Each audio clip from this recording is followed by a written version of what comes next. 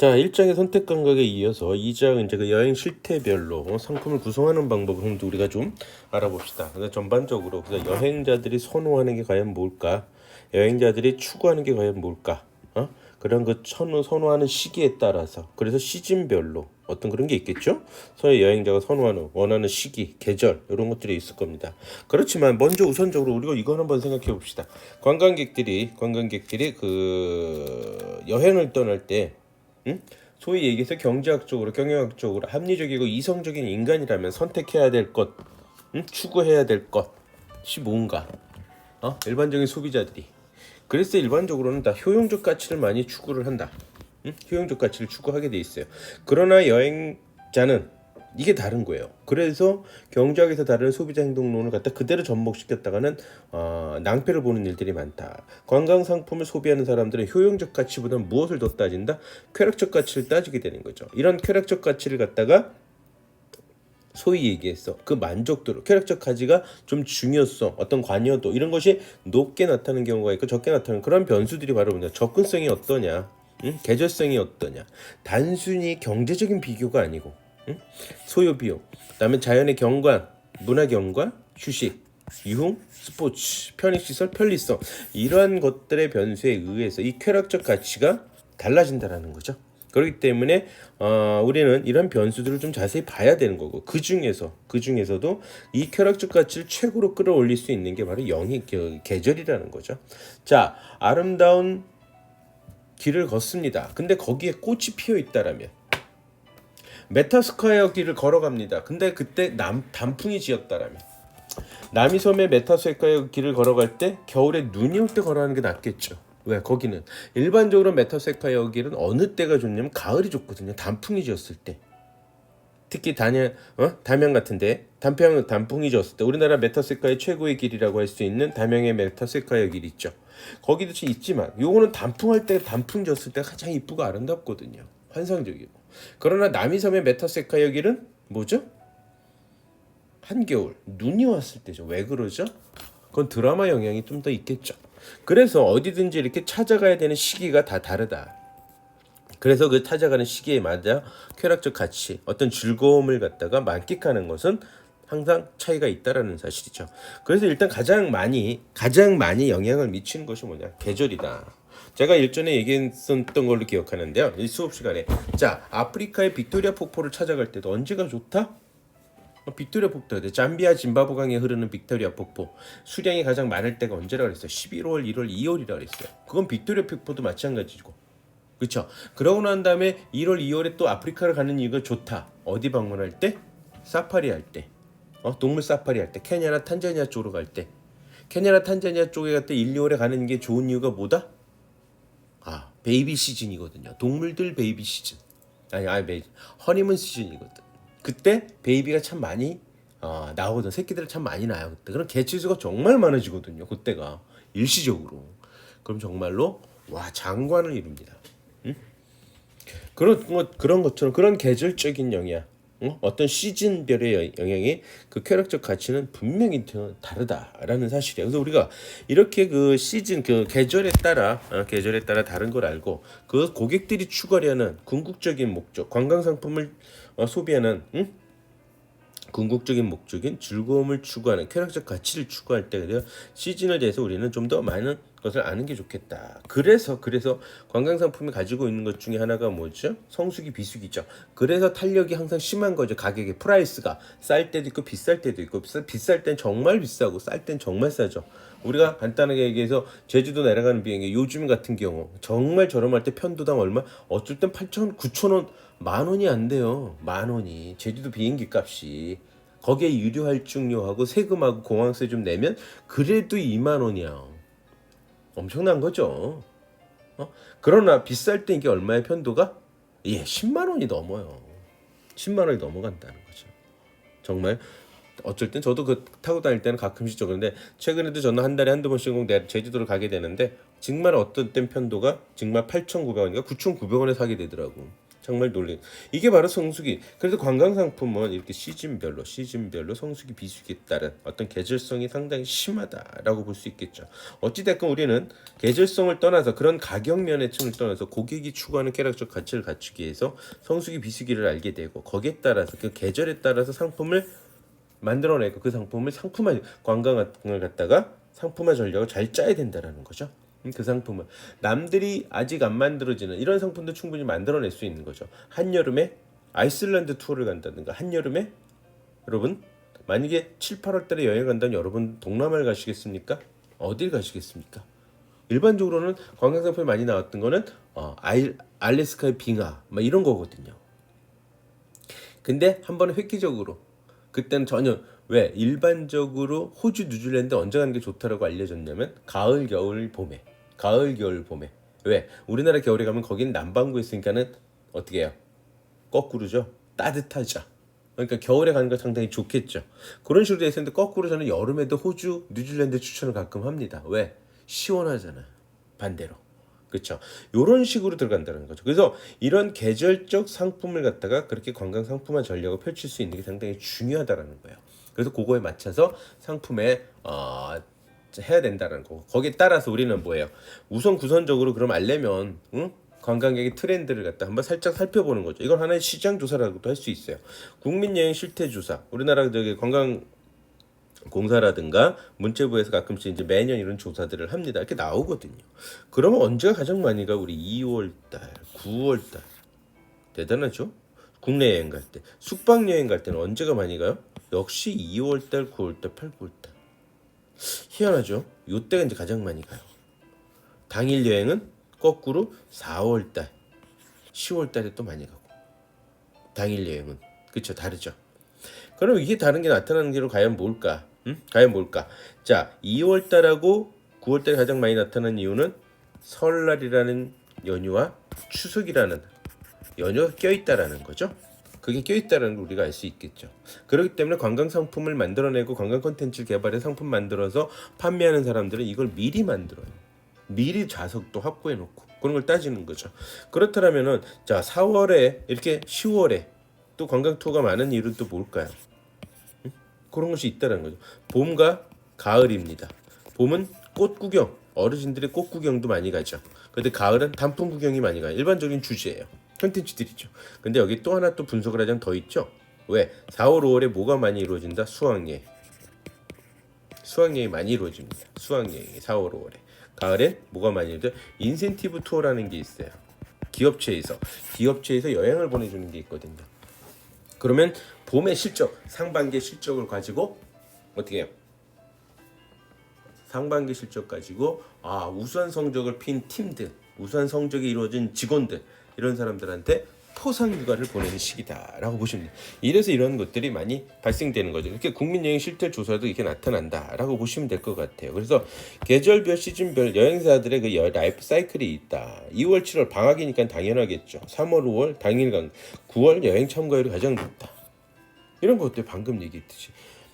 그리고 주중을 껴서 다니는 건 당연했죠. 해외여행을, 국내 여행을, 국내든 해외든 큰즉 해외여행을 주중에 가는 이유, 주말에 가는 이유, 이런 게 다 있다라는 거죠. 조사를 해봐야 돼. 거기에 맞춰서 우리가 상품을 갖다가 언제 내놔야 되는지. 주중에 내놓으면 장점이 뭐죠?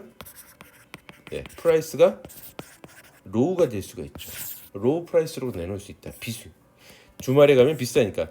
원래 이게 얼마 전까지만 해도 주말이 더 많았어요. 그렇지만 주중으로 이제 바뀌고 있다. 요거는 여러 가지가 이유인데 첫 번째가 이제는 휴가를 마음대로 쓸 수가 있다. 연차, 월차 구간에. 그러니까 주중에 좀 비행기 싸기 저렴할 때, 목적지가 좀 비수기 정도 들어갈 때, 주말보다 주중보단 주말이 비싼 거 아시죠? 특히나 숙박업소는. 그러다 보니까는 휴가를 갖다 좀 유동성 있게 내니까 그렇게 들어간 경향이 좀 없지 않아 있다라고 보시면 되고, 그 다음으로서는 어떻게 한다? 소위 실버 세대가 여행을 많이 가기 시작하면서부터 주중에 가는 일들이 되게 많아졌어. 왜? 주말에 가면 비싼 걸 아니까. 이러면서 이게 역전이 됐어. 원래는 주말이 더 컸다. 그것도 배 이상으로. 그러나 이제는 거꾸로 주중이 더 많이 가는 꼴이죠. 그렇기 때문에 우리는 상품을 만들 때 그걸 잘 파악을 해가지고 시장에 내놓아야 되잖아. 이제 시장에 내놓는 걸 결정을 해야 되거든요. 언제 시장에 내놓을 거야. 그런 가격이 달라지거든요. 일단 방문하는지 숙박하는 거 먹는 건 비슷하거든. 더 이상 크게 안 바뀌거든요. 일단 시장에 내놓을 시기는 언제쯤 이걸 내놓는 게 좋은가. 그거를 먼저 파악을 해야 된다는 거죠. 자, 봄 꽃구경이라고 제가 아까 말씀드렸죠. 꽃구경입니다. 수학여행 다 다녀오는 거고. 특히 벚꽃이죠. 벚꽃, 모란 이런. 그래서 대한민국에 보게 되면 여의도서부터 시작해가지고 특히 저 남쪽의 진해까지, 진해의 군항제의 벚꽃놀이, 이런 것들 때문에 꽃구경, 그런 것이 있게 되고, 그 다음으로서는 수학여행, 특히 가족여행, 신혼여행. 다음에 5월달에 이제 요게 살짝 넓혀서 어디까지 연결을 시키냐면 5월달이 무슨 달? 네, 가정의 달이죠. 그다음에 효도관광. 요런 게 가장 많이. 그래서 3월, 4월, 5월에 이런 것이 가장 많이 일어난다. 자, 크게 컨텐츠가 크게 세 개가 나오죠. 꽃 여행, 그렇죠. 플라워 투어죠. 그 다음으로서는 수학 여행, 그 다음으로서는 가족 여행이 많다. 그 중에 이제 신혼여행이 보통 봄에 많이 결혼하는 경향이 있거든요. 그래서 그런 것이 나타나는 게 봄에 나타나는 여행의 형태라는 거죠. 그래서 우리가 상품을 내놓을 때 대상자가 누구냐에 따라 이런 식으로 맞춰서 내놔야 된다라는 말씀입니다. 자, 그 다음으로서는 이제 뭐예요? 여름이죠. 여름에 한번 봅시다. 여름은 과연 어떤가? 여름에는 관광객들 이동수다가 제일 많아. 그래서 항상 성수기라고 돼 있어. 그래서 항공료가 항상 제일 비싸요. 왜? 이건 여름방학과 그 휴가가 연결돼 있거든. 학생들이 자녀들이, 딸이든 아들이든 자녀들이 여름방학에 있고, 또한 직장에서 휴가가 딱 여름에 나오니까 이때 그냥 완전히 좋은 거죠. 그래서 이때 이런 여행들을 상당히 많이 가게 된다라고 보시면 돼요. 대부분이 이때 여행 가는 건 이런 식으로 유럽 여행을 간다. 특히 스위스, 아니면 이렇게 축제 쪽으로도, 스페인의 토마토 축제 여름에 열리거든요. 그 다음으로서는 에딘버러에, 영국의 에딘버러의 축제. 이것도 전 세계 축제에 진짜 10손가락 안에 들어가는 축제들 중에 하나들이거든요. 다들 이런 축제를 보러 가는 여름 여행, 여름에 축제를 보러 가는 여행도 있다. 그렇지만 또한 학생들이 있는 데서는 또 어떻게 돼요? 학생들이 있는 데서 요것도 있죠. 우리가 여름이니까 시원하게 하는 빙하 투어가 되죠. 아이슬란드라든가 아까 얘기한 알래스카 여행 같은 이런 여행들이 바로 여름에 우리가 떠난다는 여행. 그런데 아까 지금 제가 잠깐 그런 얘기 했었죠. 저는 가끔씩 호주, 뉴질랜드도 여름에 어필을 합니다. 왜? 어떤 이유에서? 시원한 걸 주죠. 전체적인 날씨가 우리보다 남반구니까 우리랑 반대 날씨가 되겠죠. 예전에는 오히려 더우니까 어떤 생각을 한다? 바닷가를 찾는 경향이 있었다. 그러나 그게 아니죠. 날씨가 아주 시원한데 공기가 깨끗한데 이런 식으로 가게 된다라고 보시면 될 것 같아요. 그래서 저는 오히려 여름에 되면 우리나라가 뭐가 많다? 네, 매연이 많고 미세먼지가 많다 이러니까 오히려 공기 깨끗한 호주나 뉴질랜드 쪽으로 오히려 그런 테마를 잡고서는 상품으로서, 어차피 호주, 뉴질랜드 일정은 특별히 바뀌는 게 없어요. 여름에 가나 봄에 1년 내내. 요럴 땐 차라리 테마를 갖다 그걸로 던져주는 거죠. 깨끗한 공기. 그걸 더 어필을 시키는 거죠. 그래서 한여름에 이렇게 갔다 올 수 있도록 하게 된다는 거죠. 그 다음으로서는 방학 때니까 어학연수, 어떤 교육여행, 이런 걸로 여름엔 어필을 우리가 해볼 수 있다라는 사실이에요. 그래서 이런 걸 같이 해보는 것이 일단 또 계절에 따른 여행들 중에 여름의 형태다라고 보시면 되고, 그 다음에 이제 가을이죠. 가을 여행이죠. 가을은 과연 뭔가? 일단 가을하면 가장 먼저 떠오르는 거는 단풍이에요. 이 캐나다라든가 일본 같은 경우 이 단풍 정말 이쁘고 아름다. 그래서 9월 말경에, 9월 달에는 이 캐나다 그 단풍 여행은 보게 되면 9월 말경에, 9월 달에 9월 그 말경이죠. 말경엔 캐나다 퀘벡주에 열리는 단풍. 그 다음에 10월 초 중순에는 어디? 네, 일본이나 우리나라의 단풍 여행 같은 경우죠. 특히 일본은 효도관광과 같이 곁들인 경우가 많다. 저는 일본이란 국가에 대한 정치적인 거는 차지하고 관광적인 측면에서 본다면 저는 상당히 많이 추천하는 여행지 중에 하나다. 왜? 비행기 시간 짧죠. 2시간.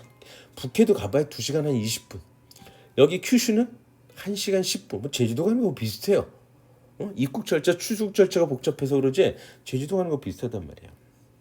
그런데 뭐가 있다? 이렇게 계절별로 어떤 테마를 형성하면서 가장 좋은 건 먹거리가 크게 부딪힘이 없어요. 그 다음으로서는 뭐다? 항상 온천이 준비된 나라다. 그러다 보니까 어르신들한테는 연세가 좀 있으신 분한테는 아주 즐거운 투어를 만들어낼 수 있는 게 요 시기다는 거죠. 이렇게 시즌별로 이런 식으로 만들어내는. 그래서 이런 단풍 플러스 일본은 뭐예요? 단풍 플러스 뭐가 들어간다?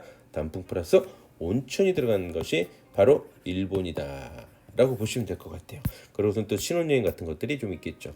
그 다음으로서는 이제 할 수 있는 거 이렇게 축제가 또 있죠. 9월 말에서 열리는 일본의 옥토버 베스트라는 맥주 축제, 일본이 아니라 독일의 미넨에서 열리는 맥주 축제. 그래서 9월 중순경서부터 한 보름간 정도 열립니다. 이렇게 축제를 또 쫓아가는 그 시기가 바로 이 가을에 또 이런 시기가 있다. 상품 만들어낼 수 있다라는 거죠. 그리고선 아까 말씀드린 인센티브 관광이라고 하는 이거 포상 여행이라는 거예요. 요때 기업체들이 가장 많이 열린다. 왜? 9월, 10월 일반적으로는 비수기라 그래요. 9월, 10월, 11월이. 근데 9월 달에는 언제 추석 연휴를 추석 연휴로 한 일주일 정도는 성수기인데 그 나머지는 다 비수기로 치고 있거든요. 그래서 항공료가 비교적 떨어져요. 7, 8월 달이 하이 시즌 성수기거든요. 9월 달에 떨어지다가 추석 때 연휴 한 일주일만 좀 비싸고 나머지는 그래서 10월, 11월 경에 뭘 많이 한다? 기업체에서 인센티브 관광을 보내요. 어차피 똑같이 1인당 100만 원씩밖에 예산이 안 되면 뜨거운 여름에 보내면 안 되겠죠. 왜? 비싸가지고 제대로 상품의 퀄리티가 떨어뜨리면 안 되잖아요. 이왕 포상휴가니까 제대로 갔다 왔다 해줘야 되잖아. 그리고 두 번째는 뭐죠? 두 번째는 만약이라는 그 말을 썼는데 왜 그러냐면은 가족이 휴가를 가야 되는데 회사에서 우수사원이라고 회사에서 어디를 행사를 진행을 하면 가족 여행을 못 가잖아요. 그러기 때문에 일부러 또한 그런 측면에서도 이렇게 가을에 열리는 경향이 있다라고 보시면 될 것 같아요. 다음에 이제 겨울입니다. 겨울에는 어떠냐? 겨울에는 어떻게 되냐? 윈터죠. 눈. 그러니까 어떻게 춥다라는 게 떠오르게 되겠죠. 춥다. 콜드. 추워요. 추워. 따뜻한 데를 가고 싶죠. 그래서 동남아 따뜻한 해변 휴양지 같은 데를 가게 되는 거 상당히 선호하게 되겠죠. 그래서 또 뭐가 또 이렇게 따뜻한 데를 찾아가게 되는 일들을 자꾸 되지만 그러나 반대로 아예 이렇게 빙등제, 하얼빈의 빙등제라든가 또한 북해도의 스노우 페스티벌, 눈축제라든가 세계 3대 축제 중에 하나죠. 눈축제. 삿포로, 북해도의 눈축제. 세계 3대 축제가 어디라 그랬죠? 브라질의 리오데자네이루에서 열리는 삼바 축제. 다음에 독일의 미넨에서 열리는 맥주 축제, 옥토버 페스트. 다음에 일본 북해도에서 열리는 삿포로 눈축제, 스노우 페스티벌이죠. 이런 식으로 겨울에는 오히려 겨울을 더 찾아가는 또 맛도 있지. 이건 비교적 그럼 대상자들은 좀 액티브한 사람들이 되겠죠. 10대, 20대, 30대, 40대, 50대. 그게 좀 액티브하게 움직이는 사람들, 이런 사람들한테 좀 적절하게 어울리겠죠.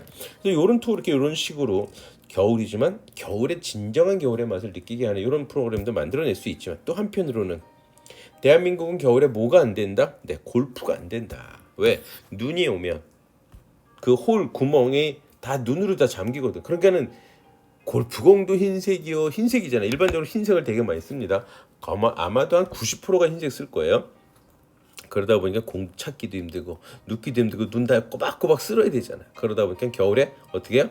그 추운데 손이 꽁꽁 어는데 공 자꾸 친다라는 건 상당히 힘드니까 잘못 치게 되면 땅바닥 그 얼은 땅을 치게 되면 무릎이나 어른나 팔꿈치, 손목 이런 데 다 다칠 수가 있거든. 결국엔 어떻게 해? 남쪽에 따뜻한 남중대 날아가죠. 그러니까 인도네시아 바탐이라든가 이런 식으로 골프를 치러 간다라고 보시면 될 것 같아요. 아시죠? 그래서 이런 식으로 이런 골프 투어를 만들어낼 수 있다.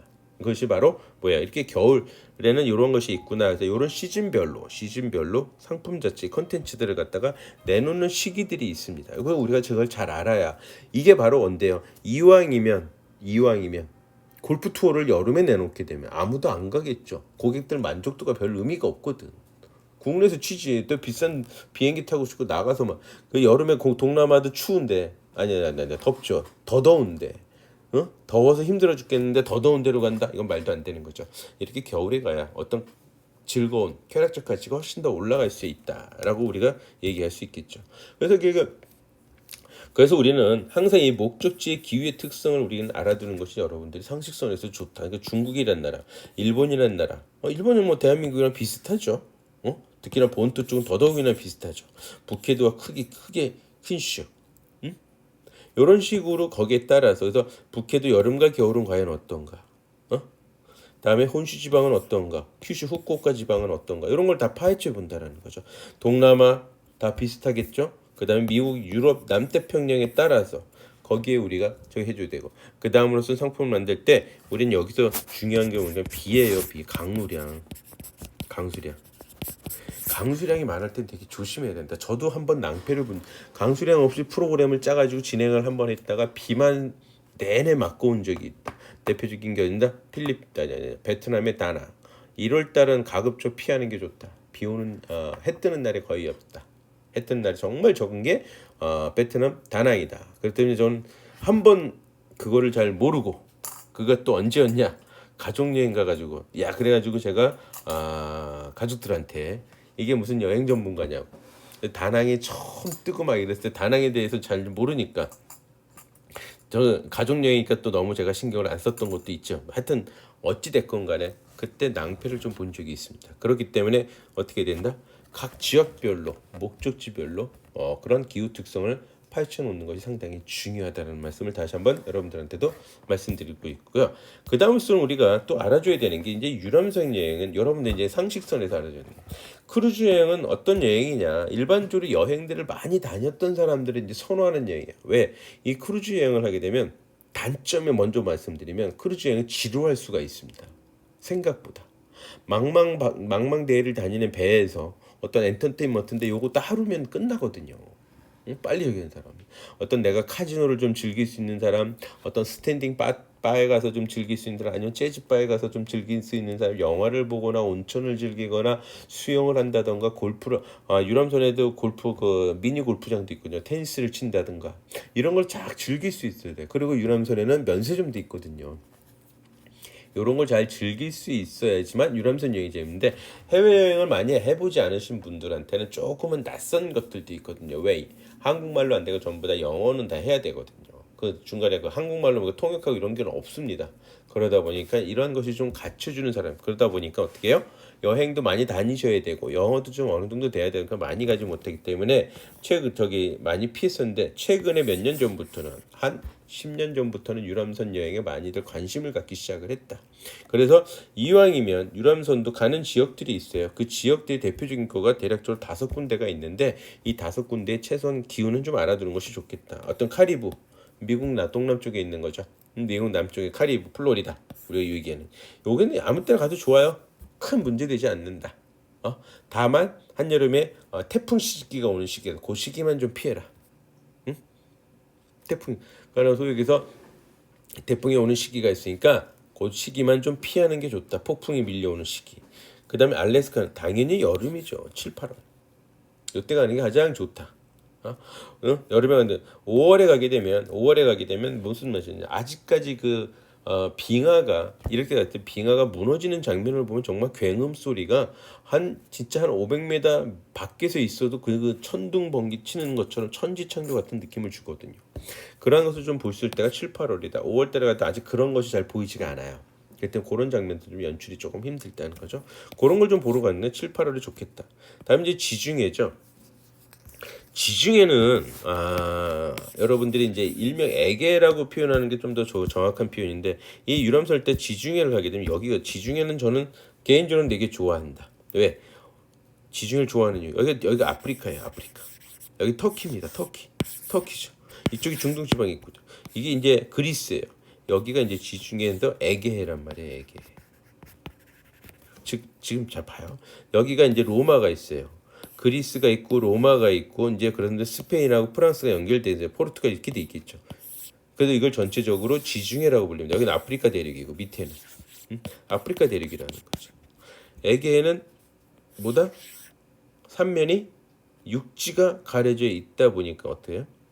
잔잔하다. 완전히 파도 같아요.